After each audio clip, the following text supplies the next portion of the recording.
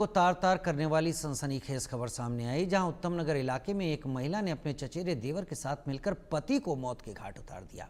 आरोपी महिला ने हत्याकांड को हादसा साबित करने की कोशिश की। हत्या का खुलासा चचेरे देवर और भाभी के बीच व्हाट्सएप चैट से हुआ।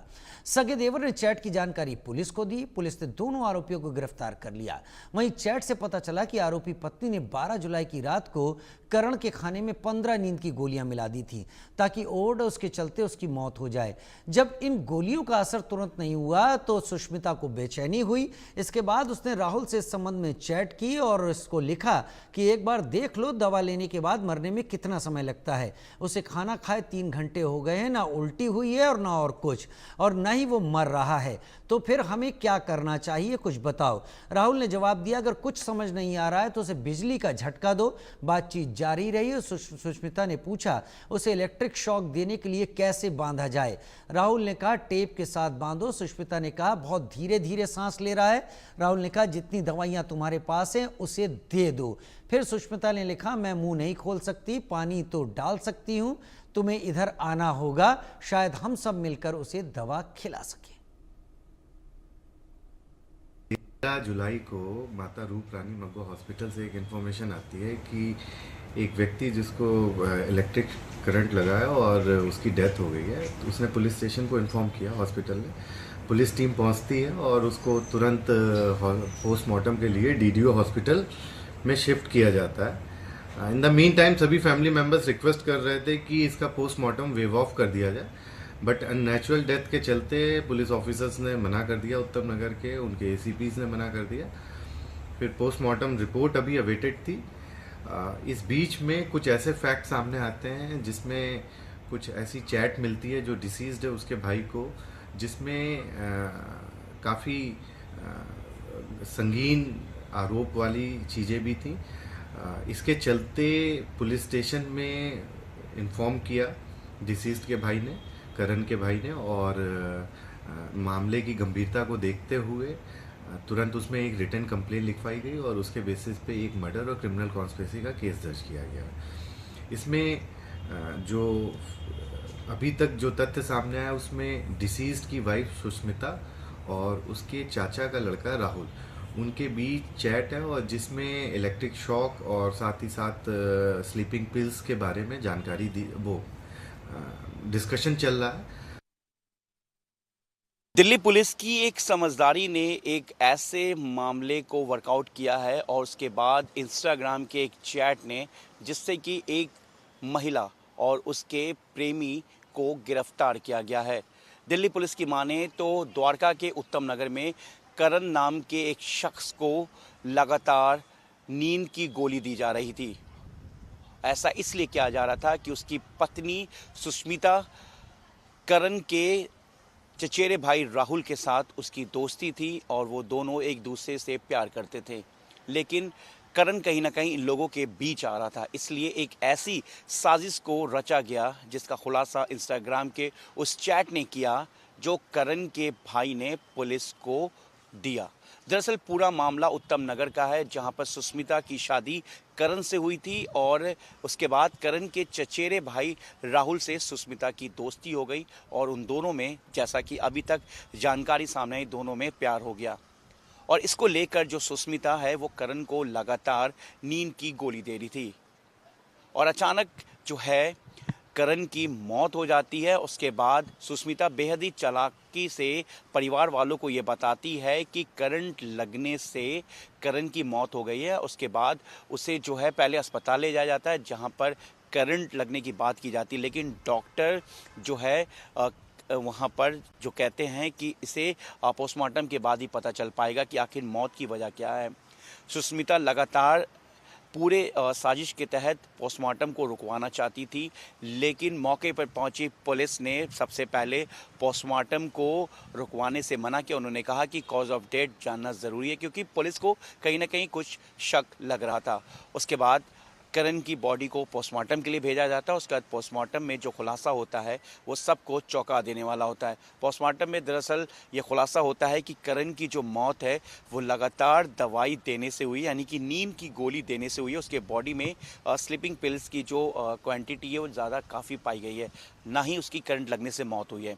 उसके बाद इसी बीच पुलिस मामले की जांच कर रही होती है, तभी पुलिस को करण के छोटे भाई ने एक चैट दिया, जिस चैट में साफ लिखा था कि अगर वैसे मौत नहीं होगी तो करंट लगने से उसको मारा जाएगा, उसकी मौत होगी। ये जो चैट है ये पूरा दिल्ली पुलिस के हाथ लगता है, उत्तम नगर थाने की पुलिस के हाथ लगता है। उसके बाद पुलिस इस पूरे मामले की जांच में जुटती। उसके बाद पुलिस जो है सुष्मिता और सुष्मिता के साथ साथ करण के चचेरे भाई राहुल से जब पूछताछ करती है तो इस मौत की पूरी साजिश सामने आ जाती है। फिलहाल पुलिस इन दोनों को गिरफ्तार कर लेती है, लेकिन जिस तरीके से आए दिन इस तरह के मामले सामने आ रहे हैं वो बेहद चौंकाने वाले हैं। सुष्मिता जो है वो राहुल से उसकी दोस्ती हो गई थी और वो दोनों एक साथ रहना चाहते थे, जिसके कारण उन्होंने मौत की एक ऐसी चैट की साजिश रची जिससे कि उन्होंने करण को मौत के घाट उतार दिया। फिलहाल पुलिस अब इस पूरे मामले की जांच में जुटी है कि आखिर इस पूरे मामले को लेकर और इनकी जो प्लानिंग है वो कब से चल रही थी। कैमरामैन राजू के साथ मैं जावेद हुसैन, इंडिया न्यूज़, दिल्ली। वह इस पूरे मामले पर मृतक के भाई से बातचीत की हमारे संवाददाता ब्रायन थॉमस ने। उन्होंने क्या कुछ कहा, सुनिए। मेरा पहला सवाल ये रहेगा, आपने पुलिस कंप्लेन किया था, आप गए थे।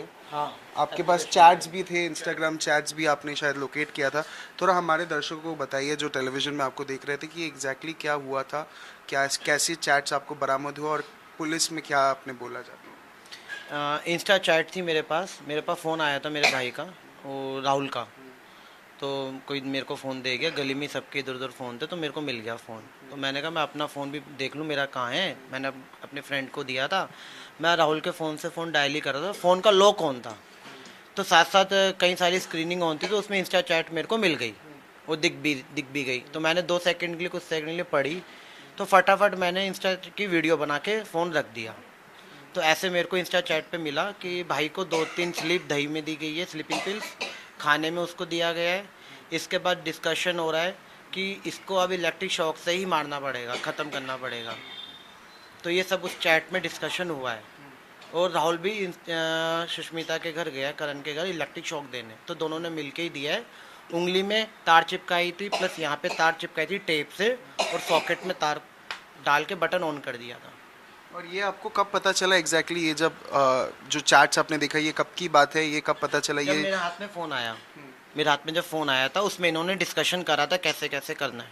और ये इंसिडेंट से पहले की बात है या बाद में आपको पता है? मतलब जब डेथ हुआ, ये डेथ की पहले की बात है या बाद में आपने? डेथ के बाद हमें पता लगा।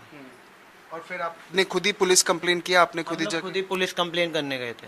हाँ जी, सारी इंफॉर्मेशन पुलिस वालों के पास है, उत्तम नगर थाना है, वहाँ पे सारी चैट्स हैं। उन दोनों राहुल और सुष्मिता के फ़ोन्स हैं, मेरे भी फ़ोन उन लोगों के पास है। एंड एक वीडियो जो हमने बनाई थी उसके बाद डिस्कशन की, वो भी सारी पुलिस वालों के पास है। अब उन दोनों को अरेस्ट कर दिया गया है और वो अरेस्टेड है।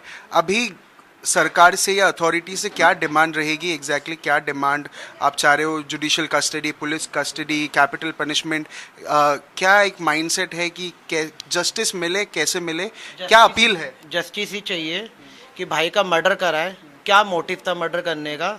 जहाँ तक हमें इंफॉर्मेशन मिल रही है कि ये दोनों 2 साल से रिलेशन में थे, जो राहुल का बोलना है। 2 साल से ये लोग रिलेशन में थे और राहुल का डेली रात में घर आना जाना था सुष्मिता करण के। रात को 11 बजे से लेके 10-11 बजे से जाना और रात को 2-3 बजे तक वहाँ रुकना और वापस आ जाना। और राहुल के पास नीचे मेन गेट की चाबी भी थी। एक मैं अगर पर्सनल सवाल पूछूं, उनका जो मैरिड लाइफ था वो एक तो वो लव मैरिज था या अरेंज मैरिज था? लव मैरिज था। दोनों ने एक दूसरे को पसंद करा, तब ये लव को अरेंज में कन्वर्ट करके शादी की गई। उस शादी को आज 11वां साल लगा हुआ है, ऑलमोस्ट 10-11वां साल लगा हुआ है, और 6 साल का बच्चा भी है। अच्छा, तो 10-11 साल, और उस बीच में 2 साल का एक अफेयर टाइप का भी रहा था सुष्मिता का। ये हमें नहीं पता था, ये हमें बाद में पता लगा जब ये सब कुछ मर्डर करा इन लोगों ने। हाँ। और अगर मैं आपसे पूछूं, क्योंकि आप छोटे भाई भी हो, एज अ ब्रदर वो कभी आपसे बात करते थे मैरिज लाइफ के बारे में कि मैरिज लाइफ कैसा था, या कुछ शेयर करते थे, कोई एनेक्डोट शेयर करते थे कि आज वो यहाँ जा रहे, या कोई प्लान्स, या कुछ भी एनी डिटेल्स?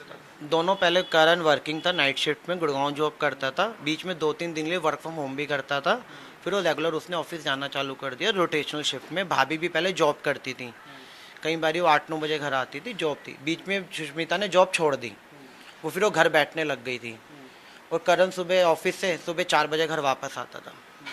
और ऐसा करण ने मेरे से कभी कुछ डिस्कस नहीं करा कि मैं अपनी मैरिज लाइफ से डिस्टर्ब हूँ, नहीं, ऐसा कुछ भी नहीं था। नॉर्मल लाइफ जो जी रहा था, मिलता भी था, घर भी आता था हर हफ्ते, चीकू भी था, सारे आते थे, मतलब सबसे मिलता था वो। खबर राजस्थान से, जहां के चाकसू के शीतला गांव स्थित लाखावास बांध इन दिनों